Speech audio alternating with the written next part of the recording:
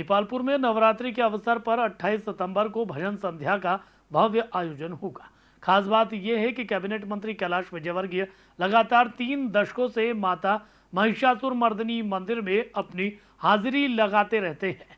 आइए आपको दिखाते हैं ऐसा अनोखे धार्मिक आयोजन की झलक। करीब 30 साल पहले महज 15 साल के बालक चिंटू वर्मा ने अपने साथियों के साथ मिलकर जय शेरोवाली ग्रुप बनाया और कैलाश विजयवर्गीय से आग्रह किया कि डांस और अश्लील आयोजनों की बजाय भजन संध्या शुरू की जाए।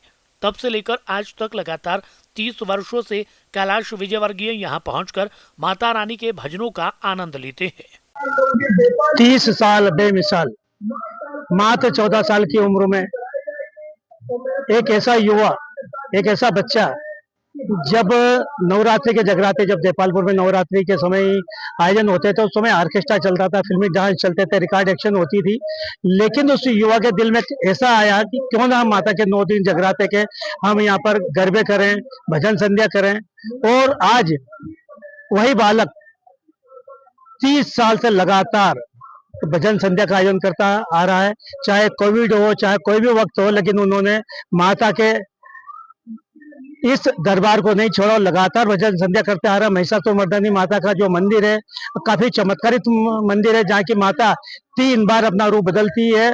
और वहीं से प्रण लेकर चिंटू वर्मा ने आज 30वां यह वर्ष है उनका जो भजन संध्या कराने जा रहे हैं। उनसे बात करेंगे किस प्रकार का जो आप ये लगातार भजन संध्या करते आ रहे हो, क्या आपको उस समय उम्मीद है कि मैं भजन संध्या करूँ? दीपालपुर एक धार्मिक नगरी है और दीपालपुर में माता जी का जो मंदिर है बड़ी प्रसिद्ध और अद्भुत प्रतिमा माँ की है। इसीलिए सभी की भावना थी कि दीपालपुर में लगातार माता रानी के जगराता होते रहे और हम लोगों का भाव हुआ और आदरणीय कैलाश जी भाई साहब से प्रेरणा मिली। तब से 1996 से हमने भजन संध्या पे प्रारंभ किया। ये जो 1996 से लगातार करते हो, यहाँ तक कि जो अभी तक जो लोग यहाँ बड़े बड़े कलाकार आए, बड़े बड़े गायक आए, उनसे भी कौन कौन से अभी तक बड़े बड़े आपने ऐसे गायक को बुलाया है? हम क्या करते हैं कि जिस साल जो ट्रेंडिंग में भजन गायक रहते हैं, लखा, लखवीर सिंह लखा, रविंद्र जैन, चित्र विचित्र, कुमार विशु, तृप्ति साक्या से लेकर इस वर्ष गोकुल शर्मा, अंजलि द्विवेदी, जितने भी देश के सुप्रसिद्ध भजन गायक हुए हैं, सभी लोगों की भजन संध्याएं हमने की है। कैलाश जी का भी यहाँ काफी लोगों को इंतजार रहता है, जब तक वो नहीं आते तो वहाँ से भीड़ हटती नहीं है। ये शुरुआत हमने कैलाश जी भाई साहब के माध्यम से की थी। उनका एक राम रामायण मंडल था, वो माता रानी के 9 दिन तक जगराते करते थे। तो पहली बार जब 1996 में हमने भजन संध्या कराई तो उनका जागरता कराया। तो लगातार तब से उनके नाम से ये भजन संध्या जानी जाती है और लगातार 30 वर्षों से आदरणीय कैलाश जी भाई साहब देवी माँ के दरबार में आते हैं।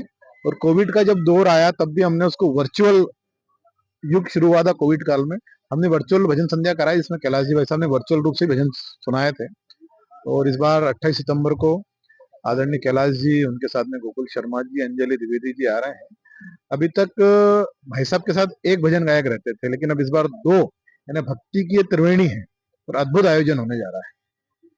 इनका ये कहना है कि अब की बार जो आयोजन हो रहा है ये भक्ति की त्रिवेणी है और लगातार जिस प्रकार यहाँ पर भजन संध्या का आयोजन होता रहा है, आते समय में और कई बड़ी भजन संध्या होगी। विमल फौजी, डिनिया न्यूज़, दीपाल।